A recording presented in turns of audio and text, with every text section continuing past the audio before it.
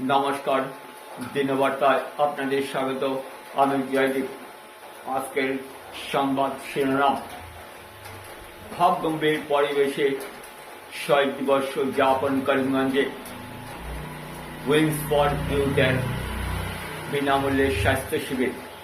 এখন বিস্তারিত। আকাশে বাতাসে বেদনার সুর সকাল থেকেই আবেগিক সবাই, কেননা আজ ছিল 21 জুলাই, শহীদদের স্মরণ, বাংলা ভাষার রক্ষার্থে আত্মবলিদান দেওয়া জগন ও যিশুর প্রতি শ্রদ্ধাঞ্জলি জ্ঞাপন। বরাক উপত্যকা বঙ্গ সাহিত্য সংস্কৃতি সম্মেলন করিমগঞ্জ শাখা ও বরাক উপত্যকা মাতৃভাষা সমিতি করিমগঞ্জ শাখা আলাদা করে আয়োজন করে নানা কার্যক্রম। শহীদের প্রতি নম্র শ্রদ্ধা জ্ঞাপন, 21 জুলাই উদযাপন, নানাবিধ আলোচনা, সাংস্কৃতিক অনুষ্ঠান ইত্যাদি কার্যক্রম ছিল দুটি সংগঠনের। রাষ্ট্রসংঘ বাংলা ভাষার স্বীকৃতি দেওয়া সত্ত্বেও এখনো পর্যন্ত ভাষা আগ্রাসন থেকে মুক্তি পায়নি, তার জন্য উদ্বেগ প্রকাশ করেন অনেকেই। বাংলা ভাষা যাতে হারিয়ে না যায় তার জন্য বঙ্গবাসীদের এক হয়ে পথ চলার আহ্বান জানানো হয়। বাংলা ভাষার স্বার্থে যারা আত্মবলিদান দেন তাদের কর্মকাণ্ড কেউ ভুলতে পারবে না বলে অকপটে উল্লেখ করেন অনেকেই। নাকের নোলক চুলের ফিতা কিনব বলার মাওলা, নাকের নোলক চুলের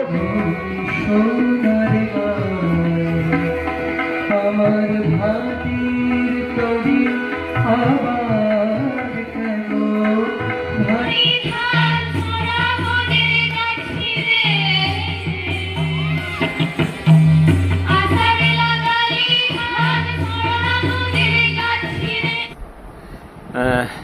যেহেতু লোকনৃত্যের উপর একটি কর্মশালা আয়োজন হয়েছে, সপ্তসুর সাংস্কৃতিক সংস্থা এদিক দিয়ে এগিয়ে এসছে। একটি সরকারি অনুষ্ঠান, সরকারি তরফে সপ্তসুর সাংস্কৃতিক সংস্থাকে এই অনুষ্ঠানটা আয়োজন করার দায়িত্ব দেওয়া হয়েছিল। সপ্তসুর সাংস্কৃতিক সংস্থা এই কর্মশালা 22 তারিখ অবধি কর্মশালা চলে এবং 23 জুলাই একটি সাংস্কৃতিক বর্ণাঢ্য সাংস্কৃতিক সংস্থা অনুষ্ঠানের মাধ্যমে এটির শেষ হয়। আমরা উপস্থিত রয়েছে সপ্তসুর সাংস্কৃতিক সংস্থার কর্ণধার। মিডিয়ার সামনে উনি কি বলবেন আমরা জেনে নেব। যেহেতু একটি নৃত্য কর্মশালা আয়োজন হয়েছে, সেই আয়োজনে সপ্তসুর সাংস্কৃতিক সংস্থাকে দায়িত্ব দেওয়া হয়েছিল সরকারি তরফে। এটি সরকারি অনুষ্ঠান, সামার ক্যাম্পের অনুষ্ঠান।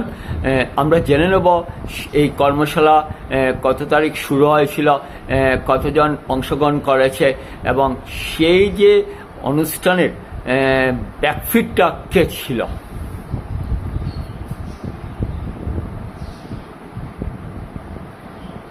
আসাম সরকার কর্তৃক এটা সামার ক্যাম্প ছিল। গত 8 জুলাই এটা শুরু হয়েছে। 8 জুলাই থেকে 12 জুলাই পর্যন্ত ওদেরকে আমরা প্রশিক্ষণ দিয়েছি। 23 জুলাই এটার সমাপনী অনুষ্ঠান হয়েছে। সমাপনী অনুষ্ঠান ডিস্ট্রিক্ট লাইব্রেরিতে ছিল। আর ওদেরকে যে প্রশিক্ষণ দেওয়া হয়েছে সেটা রবীন্দ্রসদন গার্লস কলেজেই আমরা প্রশিক্ষণ দিয়েছি। তো সেখানে আমাদের লোকনৃত্যের উপরেই হয়েছে। তো সেখানে আমাদের প্রশিক্ষক ছিলেন সুরজিৎ দেবপম, সোনালী গোস্বামী এবং অনিন্দিতা নাথ। এই 3 জন আমাদের প্রশিক্ষক ছিল। আমাদের 40 জন ছাত্রছাত্রী নিয়ে আমরা এটা শুরু করেছি। শেষ পর্যন্ত 40 জনই ছিল এবং আমাকে অনেক সাহায্য করেছে সুরজিৎ দেবপম। ও একদম প্রথম থেকে শেষ পর্যন্ত ও আমার পাশে ছিল। ওকে না পেলে হতো না, ও আমার পাশে ছিল। আর সবচাইতে বড় কথা, আমার ছাত্রছাত্রীরা আমার পাশেই আছে। আমার ছাত্রী, মানে ওদের অবদান প্রচুর। তো আমি সরকারের কাছে এটাই আবেদন করছি যে প্রতি বছর এভাবেই যেন সরকার কর্তৃক সামার ক্যাম্প হয়, তাতে বাচ্চারা যারা শিখতে পারে না, আমরা যাদেরকে নিয়ে কাজ করেছি ওরা নাচ জানে না, হ্যাঁ, ওরা নাচ সম্পর্কে কিছুই জানে না। ওরা সব সরকারি স্কুলের ছাত্রছাত্রী। প্রাইভেট স্কুল ছিল 2-1 জন ছাড়া, কিন্তু বাকি সব সরকারি স্কুলের ছাত্রছাত্রী। ওরা নাচ জানে না, ওদেরকে প্রশিক্ষকরা শিক্ষা দিয়েছেন, নৃত্য প্রশিক্ষক দিয়েছিলাম। হ্যাঁ, ওর বাচ্চাগুলোর কাছ থেকে আমরা অনেক কিছু পেয়েছি। ওরা অনেক ভালো ছিল, অনেক ভালো ছিল। ওরা অনেক কিছু আমাদেরকে দিয়েছে, ওরা নিজেরাও দিয়েছে, যেটা আমরা কল্পনা করতে পারিনি। ওরা যদি এগিয়ে না আসতো আমরা ওদেরকে শেখাতে পারতাম না। যেহেতু লোকনৃত্যের উপরে কর্মশালা ছিল, সেই কর্মশালায় যে 40 জন আপনি বললেন 40 জন অংশগ্রহণ করেছে, সেই 40 জনের মধ্যে আপনি কি দৃষ্টি বা কীরকম দৃষ্টিপাত হলো যে 40 জন লোকনৃত্যের উপরে একটি প্রভাব খাটাতে পারে বা আগামী দিনে মঞ্চ কাঁপাতে পারে? ওদের মধ্যে কিছু কিছু বাচ্চা ছিল, সত্যি ওরা আগামী দিনের ভবিষ্যৎ হতে পারে। ওদের যদি মা বাবা ওদেরকে এগিয়ে নিয়ে যায়, আমি সেটাও বলছি, ওরা যদি কেউ নাচ শিখতে চায় বা গান শিখতে চায়, আমরা বিনামূল্যে ওদেরকে ক্লাস করিয়ে দেব।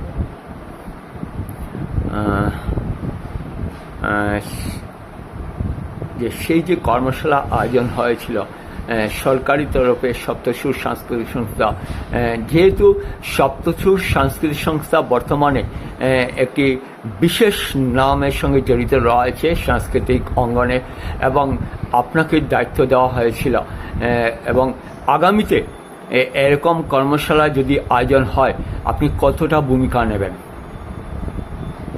আমাকে যদি আগামী দিনে ডাকা হয়, আমি অবশ্যই খুব ভালোভাবে সে যত্ন সহকারে সেটাকে পালন করার দায়িত্ব নেব।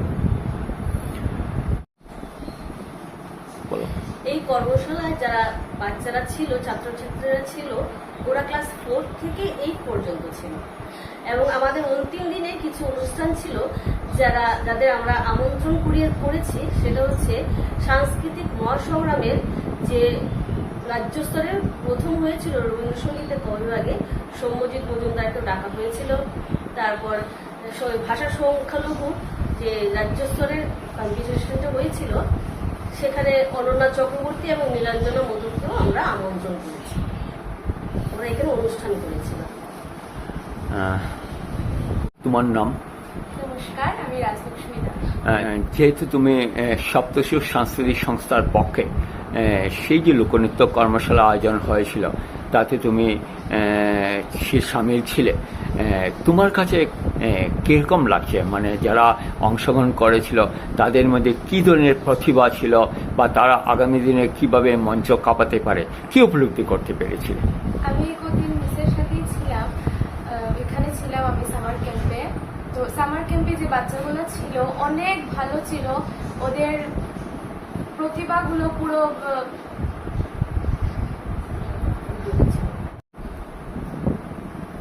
আমি কদিন ছিলাম আমার মিসের সাথে কর্মশালাতে। তো বাচ্চাদের যে উৎসাহগুলো ছিল ওইগুলো দেখে আমরা নিজে আনন্দিত।